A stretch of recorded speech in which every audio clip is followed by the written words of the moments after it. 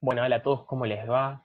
En esta ocasión les grabo un videíto, sí, con una breve explicación del tema de la clase, porque ya nos estamos acercando un poco al cierre de la unidad.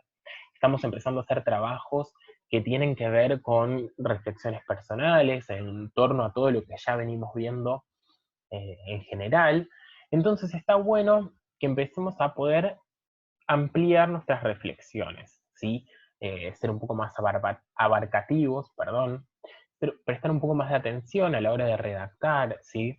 Entonces, bueno, la idea es, más allá de explicarles el tema, que es por donde voy a comenzar, o esta parte del tema, porque en realidad el tema que venimos viendo a lo largo de de todo este tiempo, es la identidad cultural y de la discriminación, pero me parecía importante esta partecita del tema que nos toca ver hoy, explicárselas por video y también poder decirles bien puntualmente qué me espero de cada punto en el trabajo que hagamos en la clase de hoy.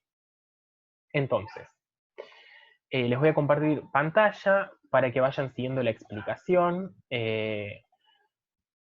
Saben que lo ideal es que vayan tomando nota, ¿sí? De lo que vaya apareciendo como si fuera un pizarrón. Bien, ahí ya está compartiéndose la pantalla. Bien. Bueno, el tema que nos toca ver hoy entonces es la dominación cultural, ¿sí? Venimos trabajando, digamos, con lo que es la identidad cultural, qué es la discriminación, qué es la interculturalidad. Bueno, ahora vamos a ver un poquito más puntualmente qué pasa en ese proceso de construcción cultural, en ese proceso en el que cada cultura va construyendo, perdón, de que cada sociedad va construyendo su cultura. Lo primero que tenemos que tener en cuenta es que en la construcción cultural, en este proceso de construcción cultural, hay aspectos que son inalterables y otros que se modifican. Es decir, que hay aspectos que en una sociedad van a quedar estáticos, van a ser iguales a lo largo del tiempo, y otros aspectos que van a ir cambiando y se van a ir modificando. Esto, digamos, lo que quede fijo o lo que se modifique va a depender de las relaciones sociales de poder. Es decir, de las ideas, eh, los juicios, las características que tengan aquellos actores sociales que tengan más poder que otros o de la manera en la cual se den esas relaciones de poder. ¿Sí? Toda relación, podemos pensar, es una relación de poder, porque siempre hay alguien que se puede llegar a imponer sobre otra persona o sobre una idea sobre la otra. Entonces, hay diversos actores que compiten por imponer sus propias ideas, ¿sí? Esto hay que tenerlo en cuenta. En una sociedad va a haber diversos actores que compiten por imponer sus propias ideas, porque consideran que o son mejores, o son más importantes, o son las válidas. Si tenemos en cuenta lo que venimos viendo hasta ahora, sabíamos que la interculturalidad es un concepto que hace referencia a la convivencia armoniosa de las diferentes culturas en una misma sociedad. Por ejemplo, si en Argentina convive una comunidad boliviana con una comunidad de nativos argentinos y el intercambio es parejo, todo se da en armonía, no hay discriminación, no hay violencia entre esas diferentes culturas, se da la interculturalidad, hay una convivencia armoniosa. Sin embargo, por el contrario, a veces hay sociedades que tienen mayor capacidad para imponer su propio modo de ver y van definiendo sus relatos como hegemónicos, es decir, como los relatos válidos, ¿sí? Y se descalifican los relatos del resto de las sociedades. En ese caso, nos estaríamos alejando de la perspectiva intercultural porque ya estamos viendo que alguien, que un grupo más poderoso que otro, está imponiendo sus diferentes concepciones sobre la vida y sobre el mundo. ¿Qué sucede en este caso? Se comienza a generar un nosotros versus un ellos.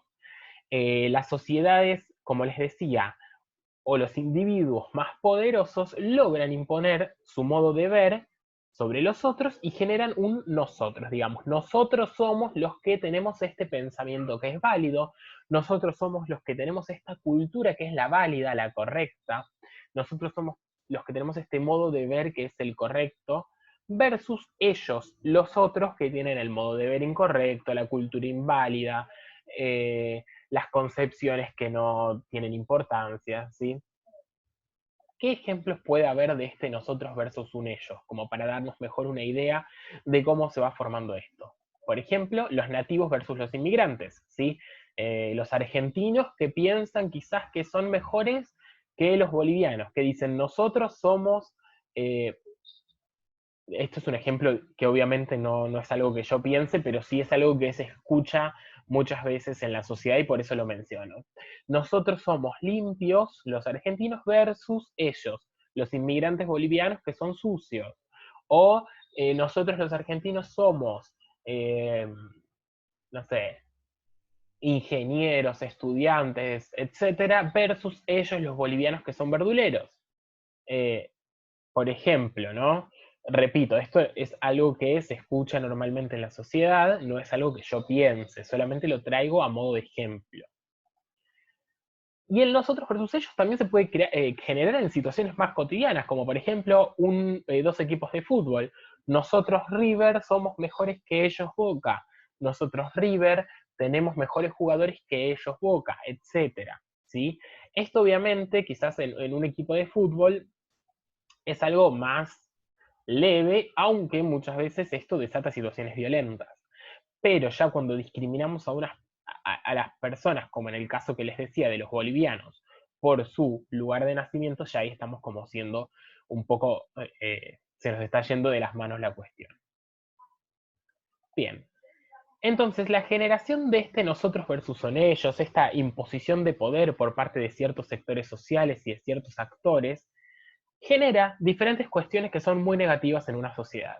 Entre ellas, estereotipos y prejuicios que llevan a situaciones de discriminación como las que les estuve mencionando recién, ¿sí?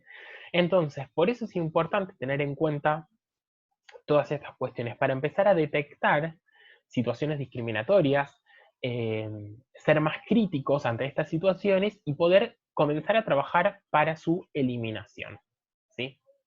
Bien, hasta acá la parte teórica, que igual la tienen en una sola página que tienen que leer hoy del texto, eh, pero bueno, la van a tener que leer como para aclarar un poco más, o para, en realidad no para aclarar, porque la idea es que con el video quede claro, pero sí para completar. Obviamente yo en este videito no les puedo decir todo lo que dice el texto en tanta profundidad, sino que simplemente lo hacemos como para aclarar ciertas cuestiones que me parecen importantes. Y ahora sí vamos a pasar a la actividad del día de hoy, que es lo que me interesa que les quede bien, bien, bien claro. Perdón, estoy compartiendo mal la pantalla porque voy a necesitar compartir toda la pantalla. Un segundo. Ahora sí. Bien. Acá estamos viendo entonces, en este Word, las consignas del día de hoy. El primer punto es, elegí uno de los trabajos realizados por tus compañeros en Padlet y responde. Entonces, lo primero que van a hacer es ir al Padlet del curso donde estuvieron cargando las actividades de la clase pasada, que entregaron hoy, y van a buscar el ejemplo de interculturalidad que más les guste, de otro compañero, si no de ustedes. Supongamos que elegimos la cultura guaraní en Misiones, que lo hizo Mia Cirelli. Bien. Vamos a ir al Word entonces y decimos, bueno, el punto 1 ya lo hice, ya elegí, no tengo que hacer nada más. Vamos a pasar al 1A. Dice, menciona el nombre y apellido de tu compañero y el tema de su ejemplo. Bien, entonces pongo A, en mi caso que elegí el trabajo de Mia Cirelli, pongo alumno Mia Cirelli, alumna o mi compañera es Mia Cirelli, y el ejemplo es sobre la cultura guaraní en Misiones.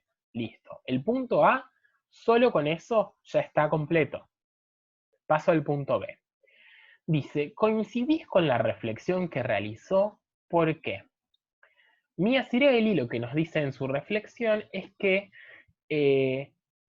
ella considera que que la cultura guaraní en Misiones es un buen ejemplo de interculturalidad, o es una situación en la cual se da la interculturalidad porque, bueno, hay un intercambio igual entre los guaraníes y el resto de la sociedad, etcétera, etcétera, etcétera. Bien.